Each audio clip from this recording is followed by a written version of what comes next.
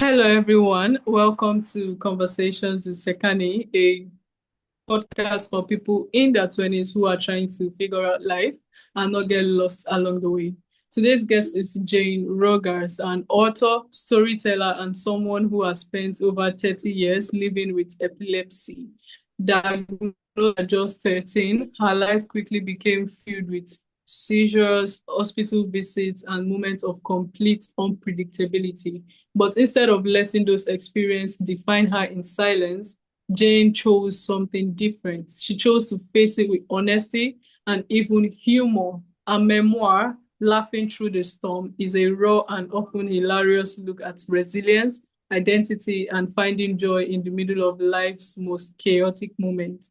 Jane, welcome to Conversations with Sekani. It's a pleasure to have you here. Hi, thank you so much for having me. All right, Jane. I'm particularly excited about our conversation. I don't know why. And yeah, we're gonna be diving a little bit into your 20s, right? So you were diagnosed at 13 by the time you reached 20s, right? Yes. So how had that shaped how you saw yourself? Well, I mean, by the time like really in my early 20s was when things really started to go out of whack for me. I when I hit 21 years old, I started to dislocate my shoulder every single time I would have a seizure. So that amounted to 75 dislocations in a year and a half. So my identity really kind of started to crumble down because I was just like, I didn't know where uh, where it would lead me because we were trying to tell the doctors that I needed surgery to put bolts in there to stop the dislocations, but the doctors would not listen to us. They were like, "Well, we'd rather you heal naturally." And it's like, "Well, I'm having seizures every week, so how am I supposed to do that?" Because my seizures happen on my left side. I have grand mal seizures, and my arms and my arm and my leg would move each time I'd have a seizure. So, with that, when I have a dislocated shoulder, you don't want to be moving and jerking, so it would always fall out. So, my 20s, my early 20s was a time of really trying to, really learning how strong I am and how much stronger I am capable of being. It really was kind of a turning point in my realization of my mental and physical strength that I didn't uh, consider me having prior to that. But that time in my life was a turning point for me. And fortunately, eventually the doctors did listen, and I got my surgery and stuff like that. But it put a lot of it like created a lot of trauma for not only me but for my parents because my parents were just sitting back and trying to wanting to help, but they really couldn't do much. My father, he would bring me to the hospital every time, but eventually he convinced the doctors to teach him how to reset my shoulder himself so we wouldn't have to go there all the time and then like with them pumping so much medication in my system to knock me out each time. So he was able to do that, but we were pretty much, it was like t talking to a brick wall with these doctors. They were adamant on wanting to do it the natural way, but just ignoring common sense. Um, but but really, at that time, it really taught me how much stronger I am and what I'm capable of. And I was able to get out of that time and build more resilience over time to learn that I'm more stronger than I I gave myself credit for at that time. Yeah. All right. Okay, Jane, your story is a unique one, right? It's the Yes. one that tells resilience and strength, right? It Yeah. portrays resilience and strength. And I believed you had internal struggles. Then, apart from the physical effect it had on you, you had Yes. some internal battles. So, how were you able to, control those feelings? How were you able to, heal from those internal battles? Well, I mean, that didn't really happen till later in my 30s, honestly. Like the whole time in my teenage years, I it's like with epileptics, we have there's so much uncertainty with this disease and the stigma around it. People just assume when you have some sort of disability that they don't that we don't understand English and they have to start talking down to you like you're an idiot.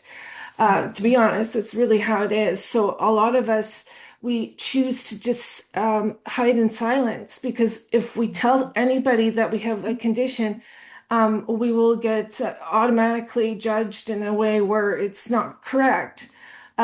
So stayed like I mean I let there were people that knew of my condition, closer friends and family and stuff, and people that really did kind of need to know. But in general, I wasn't like, I didn't have it on my head saying, "Hey, I'm an epileptic," Woohoo. Nothing like that. Not even close. But in my 30s, I learned about the Hoffman process, and which is a week-long retreat that they work through your traumas and so on and so forth. So that really taught me how much I was holding in and let me get that anger out and focus and try to use tools to help with it and eventually get more comfortable with telling people of my condition. And then, of course, once I started feeling more comfortable with it, just getting older, you become a little more brave about wanting about expressing those kind of things. And then when I was in Toastmasters, I was like, I want to start sharing my story because I know that my story can be will be helpful for other people to hear about and feel connected and feel maybe have more strength to or strength and courage to start telling their story as well because hiding this stuff inside, just keeping it inside is not healthy whatsoever. You really, I found when I'm more expressive about it, it's been somewhat of a healing process for myself and becoming more brave about it. Wow. Okay. Yeah. Like you said, at some point you had to hide this, and it puts you in silence, right? You will not be Yeah. able to air your voice. You wouldn't be able to, Yeah. express your emotions, Hmm. right? I believe you've gotten to the point now where you can, give advice to people who are probably going through the same. It's, let's say, for people in their 20s that are dealing with something they have to hide. What Hmm. would you want them to understand about hiding your battles? Yeah.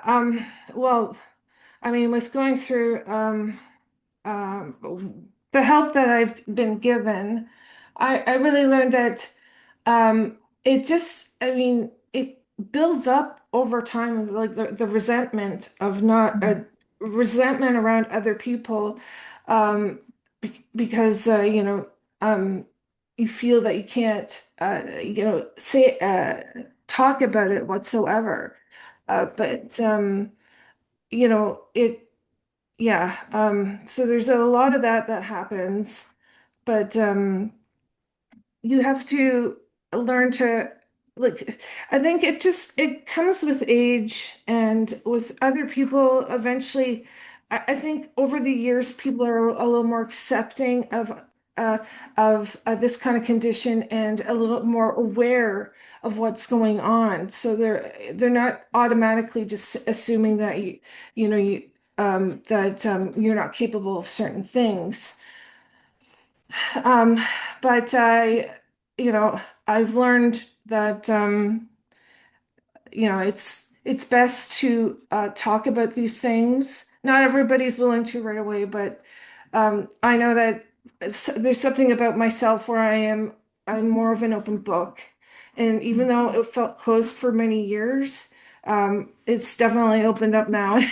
I'm more willing to share about this sort of thing because I know that when I have, especially in the Toastmasters, there was a girl, she right away, like the next week, she started to share about her trauma because I came in and started to sharing about mine right away, and she was like, "Whoa, okay," and so it's like a rippling effect, like a domino effect, where she was like, "Well, you could do it, I can do it."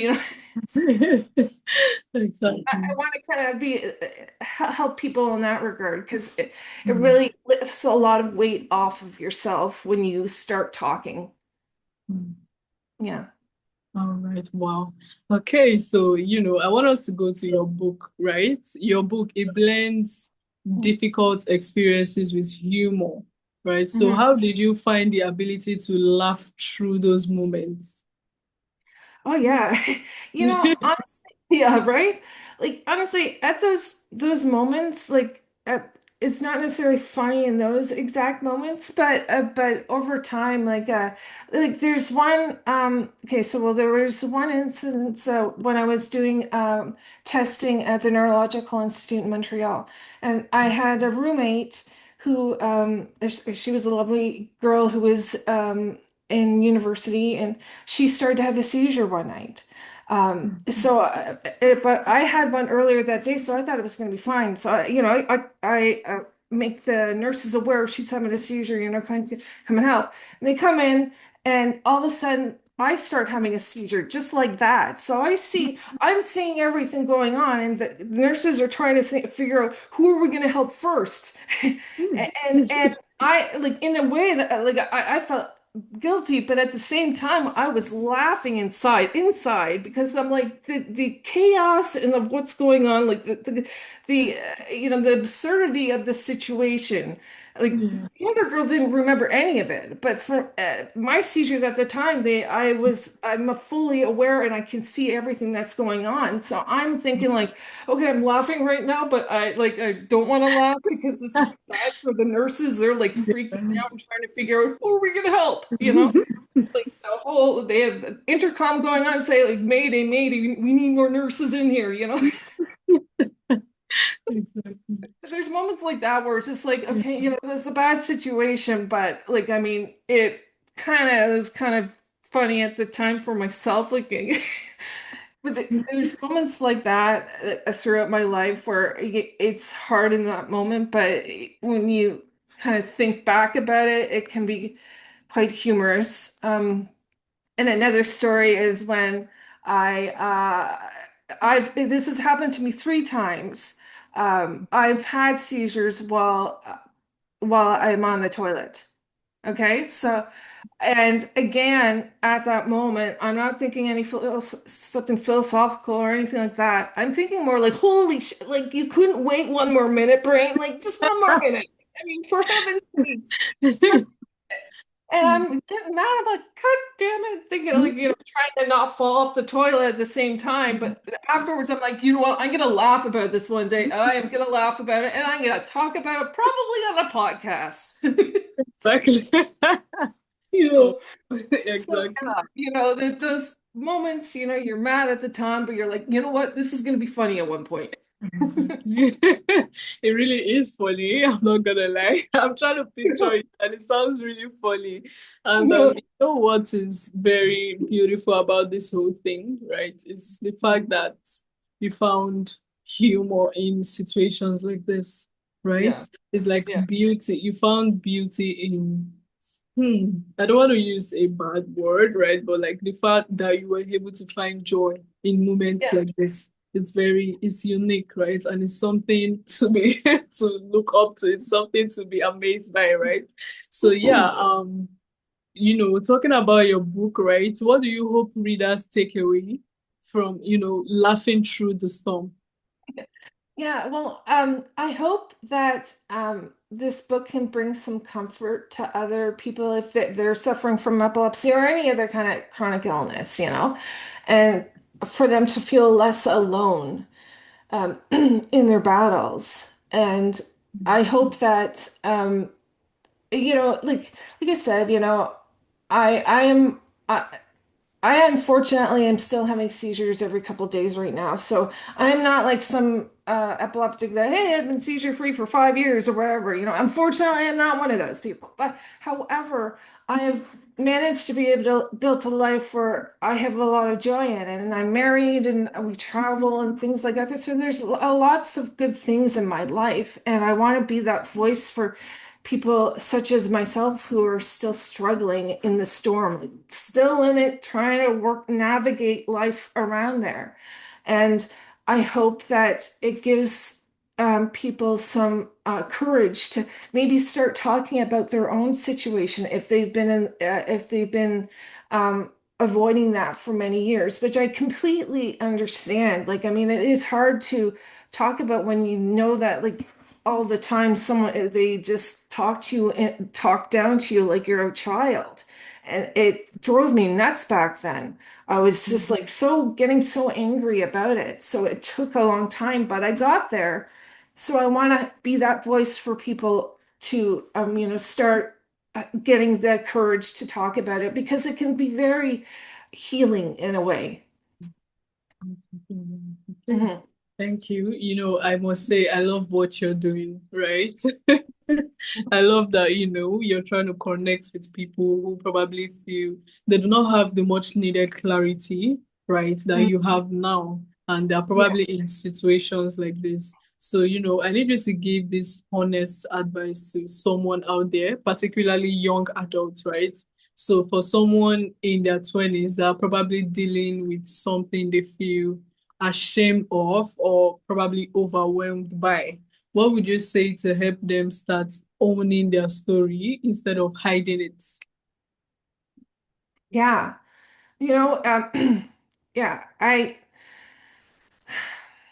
Yeah, that's the thing. It's hard when I remember hard in your 20s, because you want to fit in and you want people to like you and so on and so forth. So you're just um but there's something more courageous about being brave and owning your story. Never don't make people, don't allow other people to make you feel like you're less than, you know, um, because you're not. Like, honestly, you're stronger than you think. Believe me, I know from my experience. Like, I was walking down that hallway in the hospital, just ready to, throw my arms up at one point, but I'm like, damn it, I'm not letting this, like, you are stronger than St. Jane, you can do this. And I hope that, um, I know in the early 20s it's tough because you want to, belong and stuff, but, I find that if you allow other people to,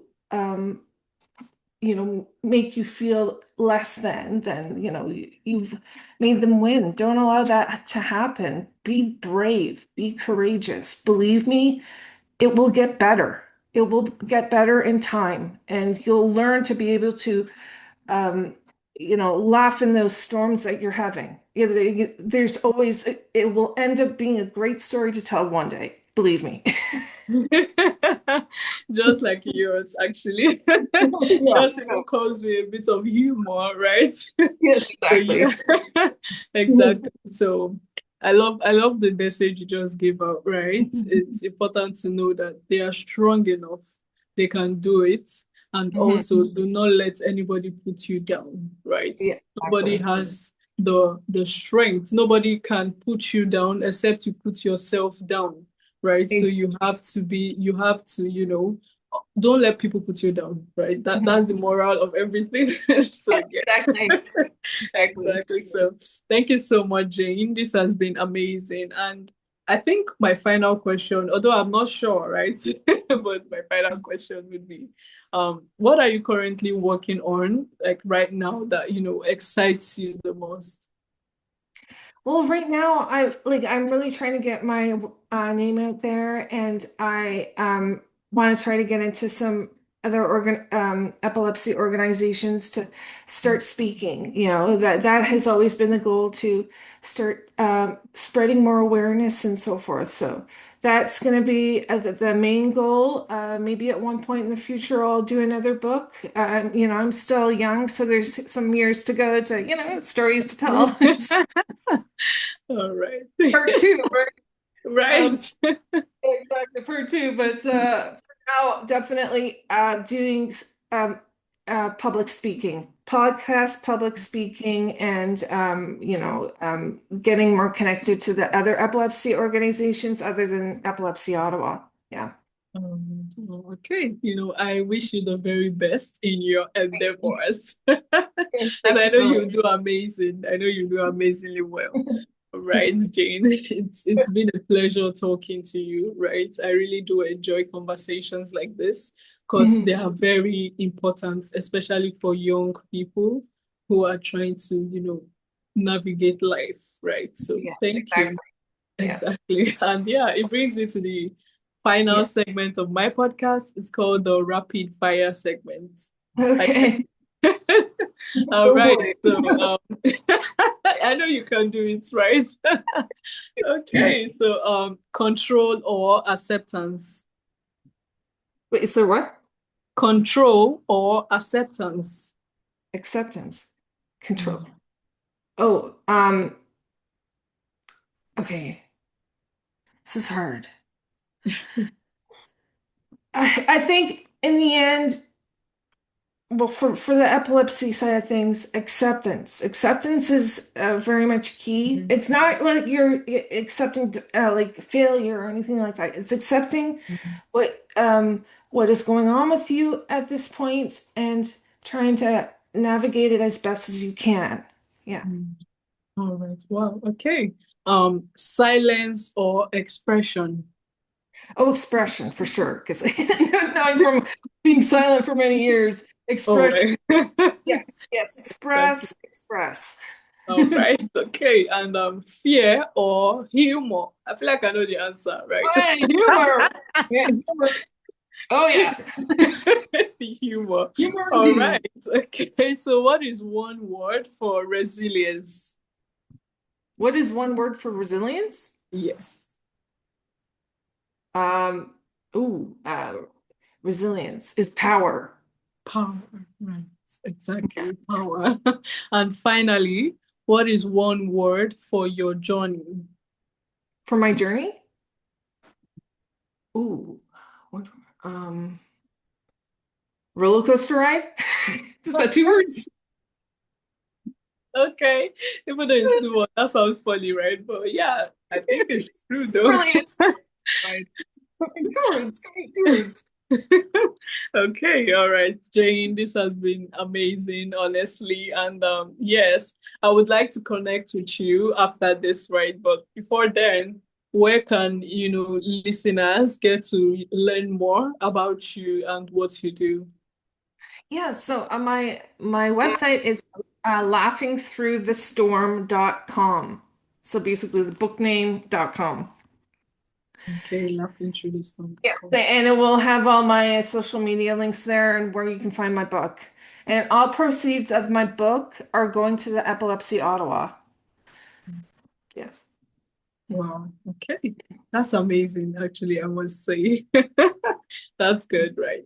Okay, Mhm. Jane, this has been amazing. I really do appreciate your time and this conversation, honestly. And I would say thank you, right? Thank you so much, Jane. Well, thank you so much for having me. It was a pleasure. All right. And to my listeners, thanks for tuning in to Conversations with Sekani. If this episode sparked something in you, just as it did in me, make sure to share to someone who you think might need this and also subscribe so you don't miss out on new episodes. Thank you, Jane. Do have a wonderful Thank day. you. Bye. I'm gonna reach out on you via social media, right? After this. Yes, I do. Yes, exactly. Oh, bye bye. Okay. Bye. Thank you so much. Bye. Have a nice day. Bye. Okay. Well,